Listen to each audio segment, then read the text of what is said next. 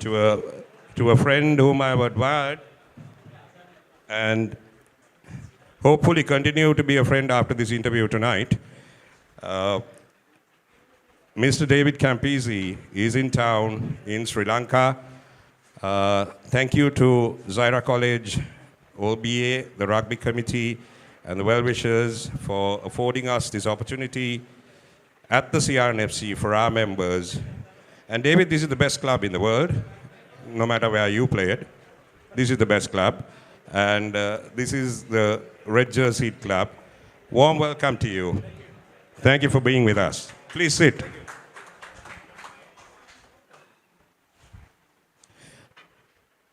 Okay, Campo, I think you're just right in front of your national flag as well. Tell us, what made you come to Sri Lanka on the invitation, and what were you looking forward to? Yep. You played about 100 matches, 100 test matches, 100 plus test matches. You scored about 60 to 70 tries, I gather. How often did the forwards help you to score those? The forwards were a waste of time. But if they didn't give you the ball, you wouldn't have scored. They think they're important, but they're absolutely bloody useless. All these forwards here.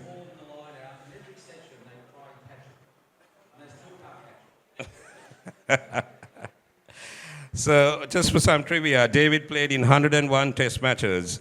He started out as a win three-quarter. He played 85 games as a win three-quarter. He had the cleanest jersey, cleanest shorts, cleanest stockings, cleanest boots for 85 games. 16 games he played as a fullback, and that was when he realized that he's going to get tackled as well. Your experience, what do you like to play, wing or fullback? Your early years, what made you take to rugby? Because Australia at that time, in your era, was a powerhouse in union, but you also had competing sports. Was footy big or was league big? Excellent. And that was your early years. And how do you look at the game of rugby when you played, and the evolvement of rugby and what you see today? Are there any dramatic things that you would like to pinpoint? Or sorry? Yeah, that's a foregone conclusion. So you reckoned the game in your time, as what you're trying to say, if I read you correctly, was a more free-flowing game with plenty of zip on running the ball.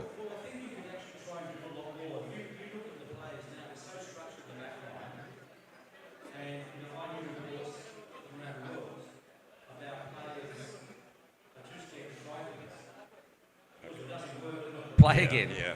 In our day, if it worked, it worked. If it didn't, it didn't. Yeah. You know, I think there was more freedom, and that's what I did at the coaching session yesterday. I tried to get the coaches to understand that you've got to let the people try to do things.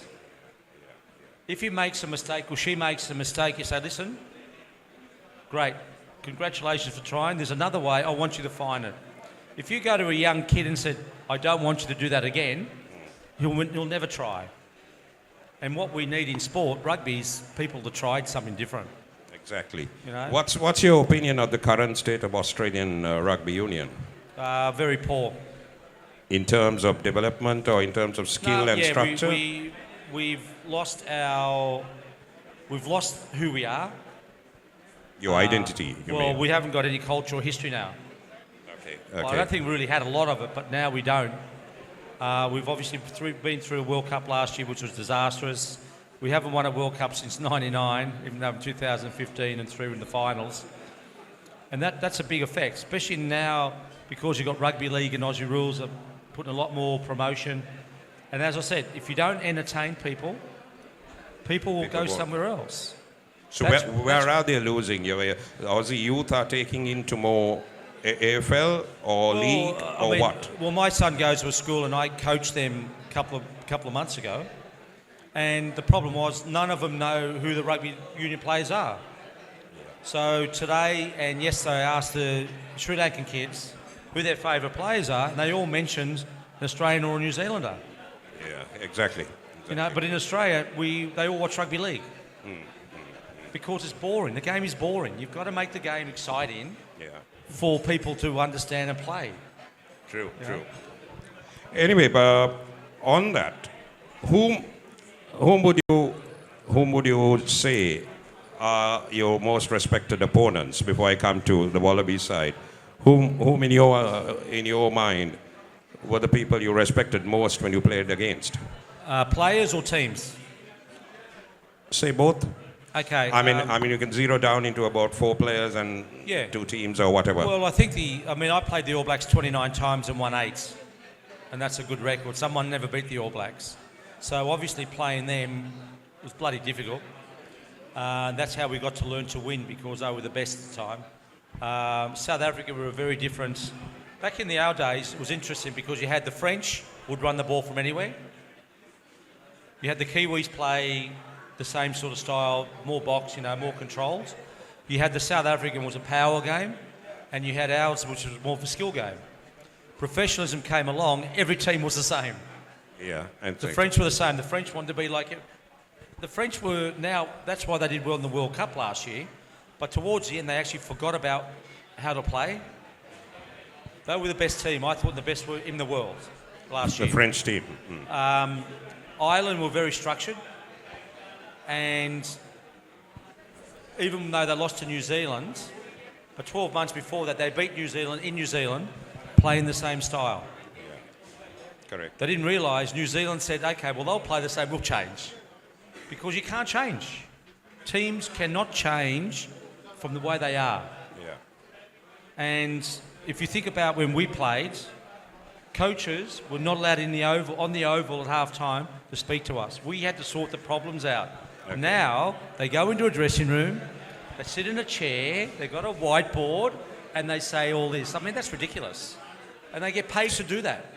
Yeah, you feel a bit inundated with off-field antiques that come up ridiculous. From that. But also, when we had a game where rucking was important, and the reason why rucking was important, you actually gave you forward momentum. Look at the game now, and I did mention, if you watch the World Cup, you saw Fiji versus Portugal. Fiji had a penalty 5 metres out from the Portugal line. Tap. They took a tap. 3 phases later, they were on the 22-metre line, and they got the ball. And you would have done? Sorry? What would you have done? No, I'm just saying, but that's what the problem is, because Yeah. all they do is smash into people. So if So you've it's- got a wall of people here, you give the ball to one person who runs into 3. Yeah. So their combined weight's about 300 kilos. He's 130. Who's going to win? Correct. It's more physical than what you're looking I mean, at. that's pretty stupid. Yeah. Why would you get the ball and say, I'm running it? I say, mate, I'm not interested. Give it to someone else. You mentioned something very interesting last night, and I was telling some of my mates here, your take on why New Zealand lost the World Cup final. Yeah. I think my friends here would like to hear what your take was. It was quite an interesting observation, which I think none of us ever even looked at. Yeah, look, well, I mean, if Kane was on the field, the All Blacks would have won. Do you know why? You tell me. I'll ask these guys. Why do you reckon if Kane stayed on the field, the All Blacks would have won the World Cup final? Nothing to do with that. You're not saying anything either. Come on. You're the rugby. You're Okay, the question rugby to the brains. audience. Tell me. If Sam Cane was on the field, according to Campo, New Zealand would have won the World Cup. So he's asking what your reaction was. Sorry? Thank you. There we are. No one talks about Mwunga missing a shot, Barrett missing a shot. How many shots of goal did Pollard miss? There we are. That's what the game's about. So what happened was, because Kane plays for the Crusaders, the way they play is they get into 22, get a penalty, get the goal, get out and start again. Okay. because he went off, Sevilla, who plays for the Hurricanes, who wants to score tries, every time they got that, he wanted to score try. Instead of going, actually, no. But that was in his mindset, you know? And yes, look, unfortunately, Kane got sent off. But also, you've got to remember, 2011 in New Zealand, Warburton got sent off 5 minutes into the game. No one worries about that. But because the poor Kiwis got sent off, it's cheating. So I couldn't give a shit about it. It's about time the Kiwis actually understand what it's like for us to get penalised all the time. And I don't know if you realise, but there was a show in New Zealand. They had their rugby show, and there was John Kerr and these guys, and they were whinging about the referee. I got, mate, we've been whinging for 15 years, you know. So, but that's the game. The game is, you've got to understand, if you've got the players you want to play a style, it's great. And I think also in that World Cup final, if you saw the little winger for South Africa, yellow carded. No, the little winger. Colby. If you have a look at Colby, as soon as he got penalised, he went off, he put his head in his hand, didn't watch for the next 10 minutes. Because he realised he might have lost the game because of what he did. So it just shows you what it means to some countries, you know. But yeah, so I just think that the All Blacks actually lost it. They lost the game themselves. The referee had nothing to do with it. South Africa had nothing to do with it. But actually, because all they had to kick one goal and they won. And they have never lost. I've never seen them miss so many kicks in my life. And that's what I mean. Pressure is unbelievable. People don't understand, as a supporter, you could be nervous, but you get out there and try, and you've got to kick a goal 40 metres out in front to win. There's a lot of pressure. You know, so that's what I mean. But the problem with the game of rugby, the TMOs are a waste of time. There's too much shit with them. You know, and the worst thing is after a game, at the ceremony, they come and get a medal, the TMO guys, for fucking I don't know what for. They actually get a medal. I'm sitting there going, really? It's not about them. It's about the game. So we've got to understand the game of rugby is about two teams out there. Because even when we played in the 80s, you know, we had referees. No one gave a shit about the referee. He was there just to referee the game. Now, everyone wants to know who the referee is. And they're the important people. I'm sitting there, no they're not. People don't pay money to watch a ref. People come to watch two rugby teams play. So the game has changed, and the IRB have changed that as well. They've got these stupid laws they bring in and rules, whatever it is, like the 50-20 kicking. That's a rugby league law. Okay. It's a rugby league law in our game. We've got so many rugby league people in our game who have never played rugby, and yet they get jobs. Never played the game. Case in point, as I was coming to say to you, was Campo has very fond memories of the British and Irish Lions. The British and Irish Lions have a 6 feet 4 inch framed photograph of David Campese in their dressing room. Would you like to elaborate on why that is? I asked you that yesterday, and you had two huge scotches. No idea. What are you talking about? I've got Alzheimer's. I'm getting old. I can't remember. Tell me. Isn't it funny? Out of all my career, they always remember one bad thing. Really. Take us. Any questions? I think they'll be interested to know what happened. It was an interesting story. Okay, right. Okay. I think it will come best from David himself. Okay, thank you. God, it's quite interesting. Wherever I go to Europe, the first question is, how's the British Lions going? I go, yeah, thanks, mate. Yeah. Okay, well, the British Lions, 89, came to Australia, and 3 test matches. We came to the last test, it was 1-1, and in the whole 3, as a player, if I got the ball 20 times and made 2 mistakes, no one gave a shit. Okay? Because it's just part of the game. So, in 89, the British Lions, in 3 tests, I touched the ball 4 times. You make 2 mistakes, everyone notices. And as a winger, you're on the outside and the crowd are giving you hell, telling you to do something. Oh, mate, I haven't got the ball. What do you want me to fucking do? And anyway, so the Lions happened, and we played the third test. Rob Andrews had a drop of goal, missed it. I got it. I looked up and there was Yane Evans and nobody. And as I teach today to anyone, I said, in rugby, if someone calls for the ball, he's in a better position, you pass. And it was the same as the one in '90 World Cup with Tim Horan when I threw that ball to him. There's no way in the world I would have thrown the ball if no one calls, because I would look really stupid, you know. So in this game, Greg Martin called for the ball. I passed the ball to Greg. He dropped it.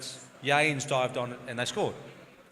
As I was walking off, the crowd were giving me hell, saying that I'd lost another game for Australia.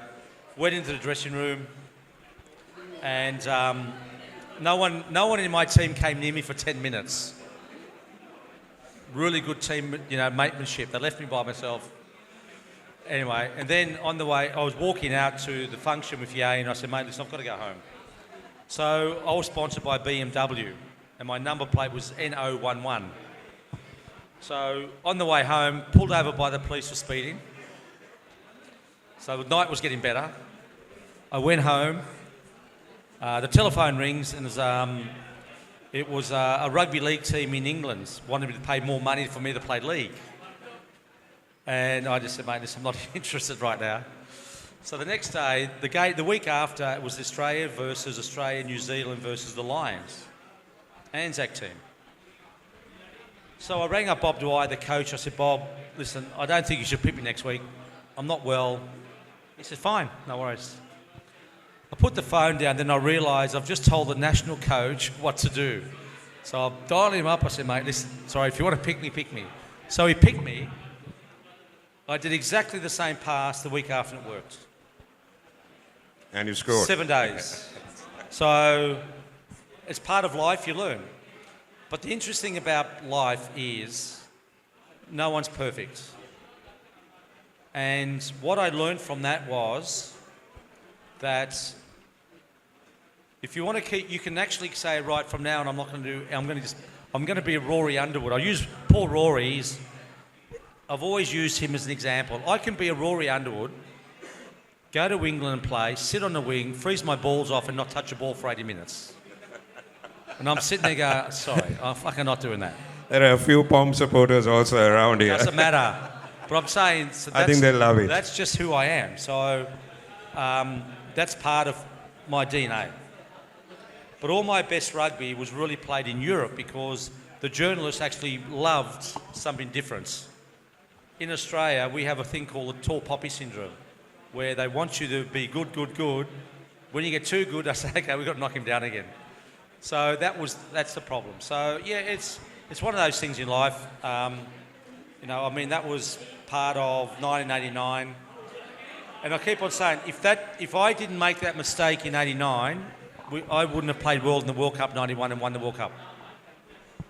So you've got to take the good with the bad. No one's perfect in life. And yeah, I just learnt and off we went.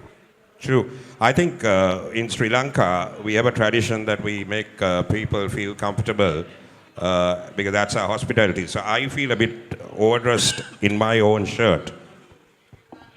You're in a sponsored branded T-shirt, so I also thought I'll also remove my shirt, and I'll be in my branded T-shirt myself. But he's got a losing team jersey.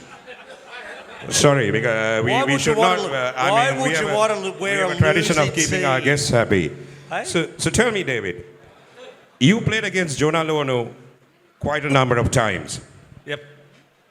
I'm sure you enjoyed the experience. Mate, it was pretty scary. Half the time. He wouldn't leave me alone. If I went that way, he came with me. I told him to piss off sometimes. Tell us when you were first called to face up to him. Look, I mean, it was at the Hong Kong Sevens in '94 we played. And we made the final against Hong Kong, against the All Blacks, and we lost. And I tackled Jonah about 15 metres out, and he dragged me 15 metres to score. But in '95, after the World Cup, we didn't do well in the World Cup, and Australia played New Zealand in New Zealand. I got dropped from the tests. The next week, Australia played New Zealand in Sydney, and Matthew Burke got injured on the game in New Zealand, and there was doubt about him playing. So the week went like this. So Australia gets lost, they come home, I'm playing club rugby, and on the Monday nights, they make this, well, hold it, I'll go back. Rod McQueen as a selector didn't like me. I don't know why I played, people didn't like me, but he didn't like me as a Do you still send him a Christmas card, or no, what? He's still an arsehole, I don't really care. And he actually knows I don't like him, so it's quite interesting, because I can see through people, you know, where they're fakes. And You should join our parliament then. yeah, Because well, there's a I'd be big great place for you. politician, eh? You lie to everybody. Yeah. And so on the Monday nights, they announced that a guy called Rod Kafer was in the Wallaby team, and everyone's going, who the F is Rod Kafer? No one ever heard of him. Anyway, so Tuesday night training, Mark Ella, who's a good mate of mine, the jersey's there, rings me up. He said, oh, mate, Rod Kafer's just broken his leg. And I said, that's a fucking shame, isn't it? You know? Anyway, so the next morning, I get a phone call at 7:30 from Rod McQueen, who's the selector. He said, oh, mate, we've thought about it. We think you're the best man for the job. I'm going, yeah, right, whatever. Okay, you got to go training. This is what he said. He said, the team's got a great spirit. So you go there, shut up and say nothing. I'm 35 years old. I've played for Australia for 15 effing years. And this dickhead's telling me what I should say. I said, fine. So off I go to training. All the journos are there, Concord Oval. So I park my car, my non-sponsored car, right in front of the journalists. The manager comes over and said, what the fuck are you doing? Get that car off. I said, I've just parked my car. I've just went off the training. Bob Dwyer, welcome. Oh, mate, it's great to see you back. I said, yeah, whatever. You know, after dropping me the shit, you know. So I trained. So if Matthew Burke was injured, I was out. Anyway, so we trained. Just before training stops, Daniel Herbert, hamstring, he's out. So now I'm back in. Okay, so up to that time, never, ever, ever in 15 years was I reserved in the test match. So I said to the guys, It's an incredible record. what do you guys do on the bench? Oh, well, we have these snakes, we eat these lollies, and someone gets injured, you get to do a stretching, and I said, okay, look, that's fine. Anyway, so off we go to the test match. So we're watching the game. Jonas destroyed the Wallabies for 40 minutes. I think we're down by 20 points. Just before half-time, Damien Smith, who was the winger, scored a really good try, got injured. So I went to the dressing rooms at half-time. I was walking down the tunnel, and Bob Dwyer, the coach, he says, don't give him any room. And I'm thinking about, you're talking about Jonah. I said, if the other 14 can't stop him, I've got no idea what I'm going to do. So I run out, and as I run out, the kick-off. So Jonah runs at me, and I tackle Jonah, believe it or not. And so I'm on the ground, and Sean Fitzpatrick comes over, and he's going, what the F are you doing? And I said, I've got no idea what I'm doing. And where were you? I was on the ground. You were on the ground? I tackled Okay. Jonah. Anyway, there's another scrum happen, and Sean and I played against, we actually had a laugh. We were laughing at each other. That's what rugby's about, you know? But you actually scored against Jonah also, if I recall. No, Correct. Oh, you didn't? No, because no one gave me the ball. Is it? They didn't trust me, so they went somewhere else. But no, I just think that's what rugby was about. You know, I mean, Jonah was a good mate. We got on really well, and it was after the game. I went into the All Black dressing room. I swapped jerseys. Bob Dwyer had the shits. Reason? No idea. Was it because only you swapped jerseys? No, or? it wasn't me because the All Blacks beat Australia. He had the shits. And Okay. probably realised his coaching career is just finished. So, but anyway, so yeah, it was really sad, but it was part of the game, and that's what I think that was really good in the amateur era, was that you know, that the teams would go back and have a great time. Now it's a very different thing, you know, and I think it's just different the way professionalism's come in, and we've lost a lot of values from what I thought we had a really good game, you know. One of the main reasons attributed is because of the professional era that teams, we see it happening here. I'll just come to that in a while. We see that international teams also do not bond after games for too long because they're immediately off for some dinner and they're immediately in plane. I don't think they're off they're actually not allowed to drink. Yeah. They actually, if you have a look at rugby players now, they're not happy. You have a look at them. You know, the World Cup, all this, they were not happy.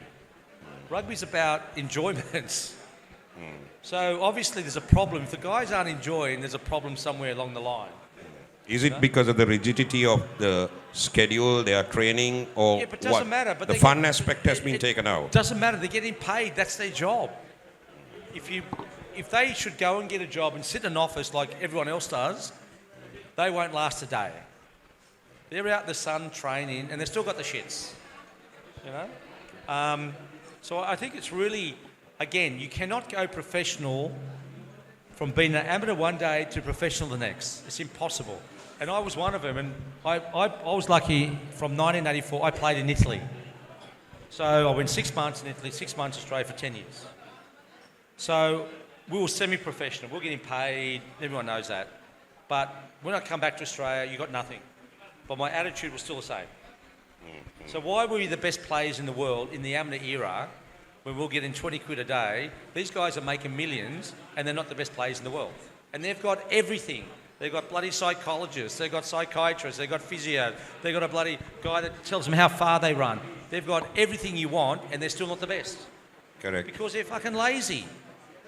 But in the amateur era, we got paid kicking the ass, 20 quid a day, and some of the best players in the world were amateurs because we loved what we were doing. As soon as you look at the game and you wanted to be a professional and think about money, it's not the same. You lose the aspect of what rugby's about. There are obviously two sides to the story on being the amateur game and how it turned pro. Obviously, the livelihoods, etc., all that also mattered in that. But difficult to walk a middle line on something like that. Yeah. But now you take a country like France that has developed their internal tournament, etc., and you take a country like Japan, who have really come up the way now, where they're luring a lot of Southern Hemisphere players, etc. All that. Do you think something like that coming in halfway and just reigniting the players for the rest is good for the game long term, or what? Well, I know it's a financially stable solution. No, definitely. I think the problem is because rugby players have probably got 10 years of rugby. Their bodies aren't going to last, so they need to go and chase the money. So if you think about the Japanese competition, does anyone watch Japanese rugby? Yeah, quite a few watch. How good is it to watch? Yeah. Because it's not like in Super Rugby where they've got 16 players on the deck in the ruck. In Japan, there's one or two. So they want to play. You know, and the reason why the Southern Hemisphere players go to Japan, it's not as tough as playing in the Super Rugby. So their bodies are going to last longer. And the money is good. Look, good luck to them. You know, it looks like they're having fun, have a great time. Why not play? But what we've done now is the IRB, we've still got this shit game where it's a bash fest. And that's what it is. It's a bash fest. Yeah. And even when we were playing rugby for Australia, we would go back and play club rugby because that's where we started. In Australia, as soon as you make it to the next level, they don't give a shit about club rugby. Yeah. We've made it, we don't care. It doesn't work. And that's why club rugby in Australia doesn't work, because there's no test players playing club rugby. In 1988, at Randwick played the All Blacks. In 1988, at our home ground, we had 16,000 people watching the All Blacks playing Randwick. So in those days, we had Eddie Jones played, Michael Checker played, Simon Poitevin played, David Knox played, Lloyd Walker played, I played, Athura. We had Gary Ellers, Mark Ella. Everyone played at Randwick. Randwick was one of the playing most All popular Blacks. clubs. Yeah. You know, and that was unbelievable because you got test players playing for club rugby. Now, you take that away from club rugby, no one watches. True, true. You know, so that's where the grassroots, and that's how rugby starts. Club's got a very important role to play, and that's what I said to you guys. Why haven't you got a Colts team? Yeah, Because they're the ones who are going to go on to the future. If you haven't got a Colts team, so where's the future coming from? You're just going to play first grade. So this, David, is your first visit to Sri Lanka, I gather. And just some knowledge that Sri Lanka has a rugby history. I think, sir, how long of a history do we have? Over 1928, over 120 odd years. if you look at the board there. Yeah, these clubs were established. What's your impression? I know you had a first-hand impression with some of our coaches, etc. What is the touch and feel you got from that on how our whole Wherever you system go in the is? world, rugby's the same. People they're passionate. They all want to get involved, you know, they want to do things, they want to be, that's what rugby's about. You can go anywhere in the world and you're going to get the same people. Nothing's different. Okay. You know, you can go to New Zealand, you can go to Italy, it's the same. That's why it's a very unique sport. I just think that one of the problems is, I think the IRB, what I look at the game is,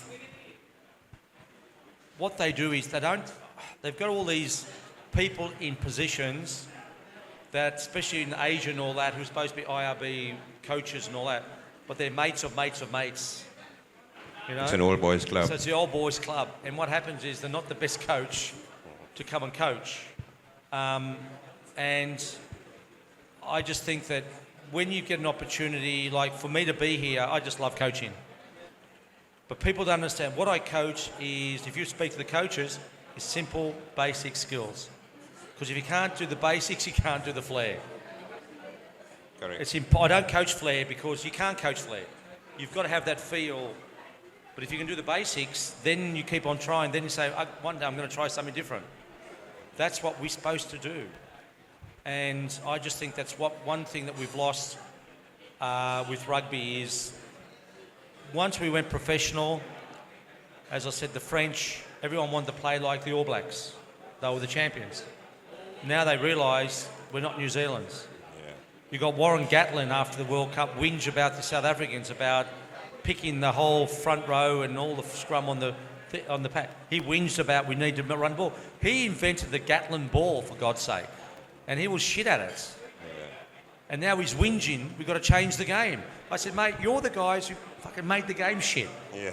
Yeah. Because you wanted to win and you didn't want to do anything different. Correct. So, and in Australia, we're the same. We try and get overseas coaches who are not Australian.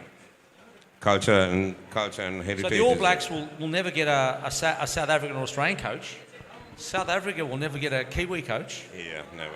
Do you know what I mean? Historically Every true. country, that's why the French did well, because they were French. I think We've got to go back Galtier to having has quoted yeah, that. you've got to as have well. your own identity. So you've got to find your own identity. You don't want to be a Kiwi, you don't want to be Australian, you've got to find what you are.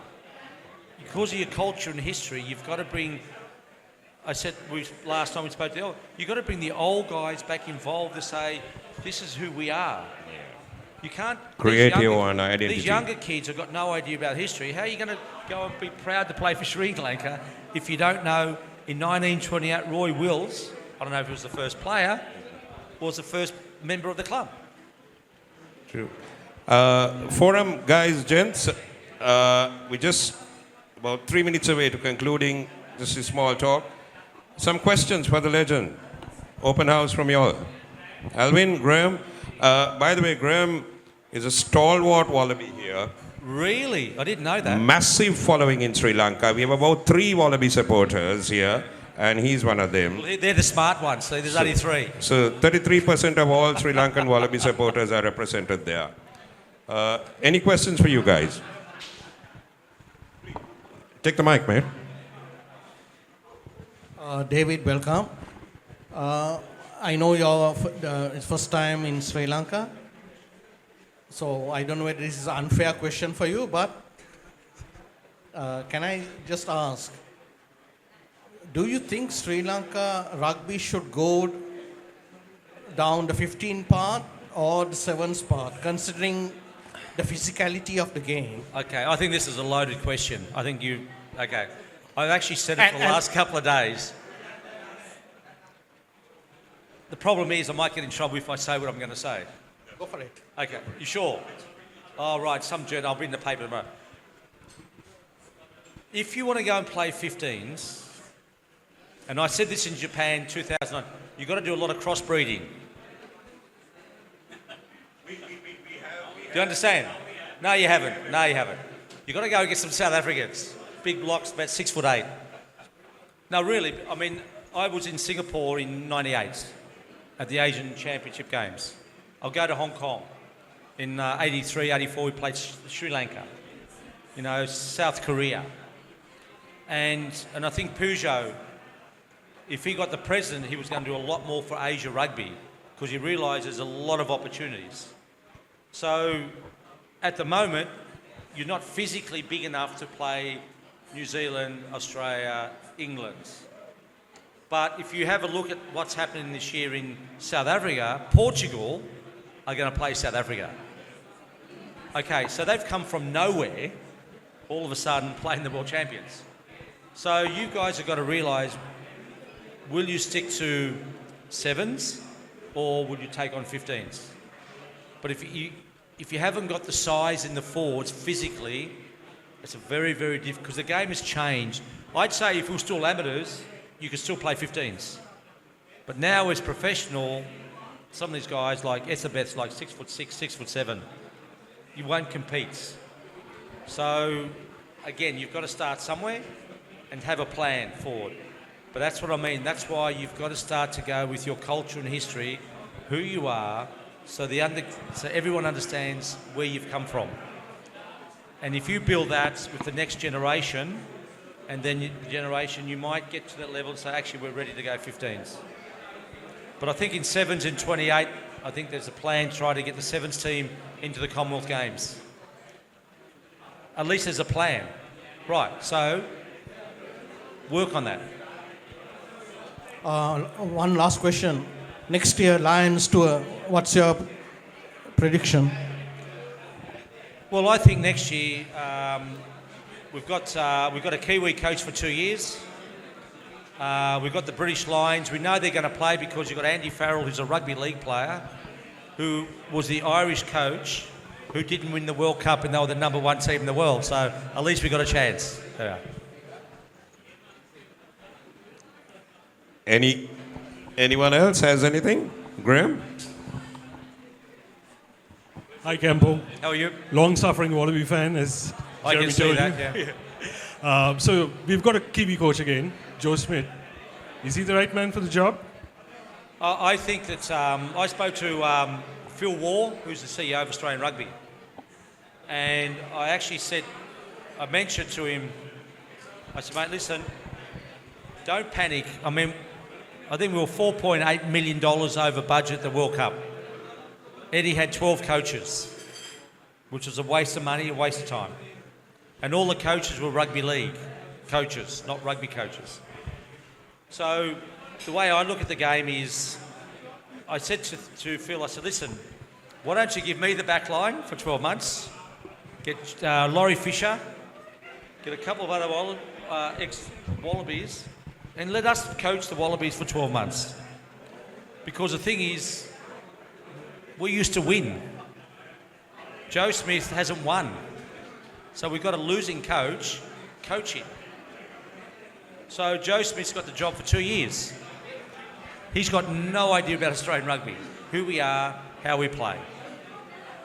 And Phil Waugh said, actually, he agreed with me. But because of the circumstances, the only coaches available was Joe Smith. So we go and sign him. He's not going to do well because he doesn't understand us. We're different. Sri Lanka's different. You need coaches to come through the system who know the history and the culture. Kiwis don't know anything about us. You don't see too many Wallaby coaches coaching the All Blacks, no.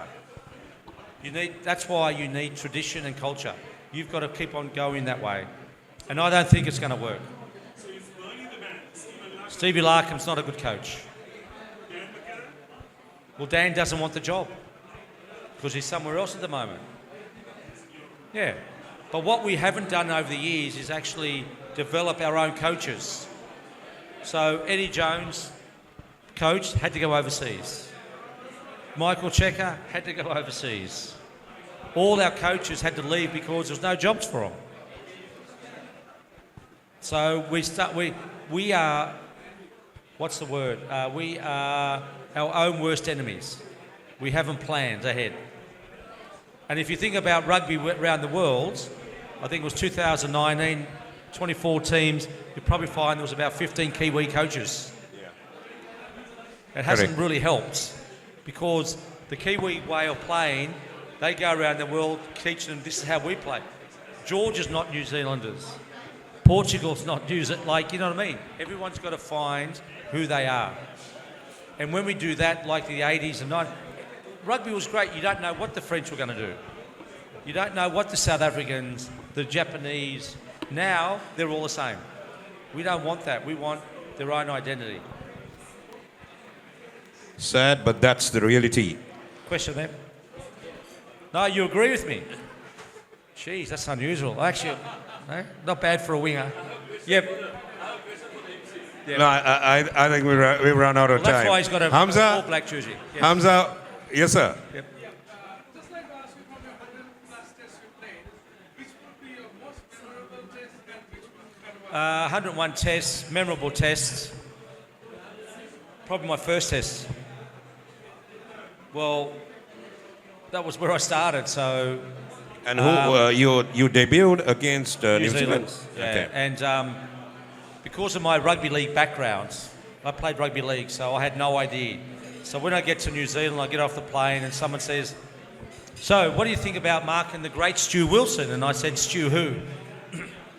So I was hated by the All Blacks supporters already. Cheers, mate. And they sort of hated me ever since, so... No. I don't think any All Black supporter ever, I think, has that mindset when you see a David Campese on the field. They do. It's a complete transformation of what Wallabies can do. But sadly, as you quite say, over the time, I think it's good for Southern Hemisphere rugby for the Wallabies to be a force that they were, because otherwise it's turning out to be quite a one-dimensional per year. Why? The box. Because you lost the final. Sorry? Because the All Blacks lost the final. Not really, because we lost the final because we had poor opposition. No, well, I think we need the Wallabies because we learned from the All Blacks. You know, I played the All Blacks 29 times. 29 29 times. times I won 8. But we got to beat them because we played them all the time and South Africa wasn't around. So, and that's the biggest competition in the Southern Hemisphere. You need a good Australian team because if you've got a good Australian team, you've got a good All Black team. Yeah. Then you've got a good South African, Argentina. That's what you need. You need the competition. There's nothing worse than having a really poor All Black team or South African because the competition goes down a bit. So I just think that what we need is to try and start rebuilding and bringing the confidence and understanding who we are and why we won 2 World Cups before any other country in the world. True. David, it's been an absolute pleasure having you here. May I Thank you. May I call upon our President, Mr. Tikiri Elapola, who himself was a stalwart rugby player, and he's a forward, by the way. Tikiri, over to you, mate. Good evening, ladies and gentlemen. On behalf of CRNFC, I would like to thank the old boys of Zaira College for giving us the opportunity to host Australian legend David Campese. Thank you. Thank you, Zaira. Thank you very much, David. Thank you very much having you. We greatly appreciate your presence this evening. And I hope we'll see you more often at CRNFC and also in Sri Lanka. Thank you very much. Thank you, ladies and gentlemen. Thank you for Campo, there are many people, if you just walk into the lounge, there are many people who would like to have a chat with you. And so, gentlemen, David will be in the lounge, so you can easily have it. Thank you very much for your patience. Have a good evening.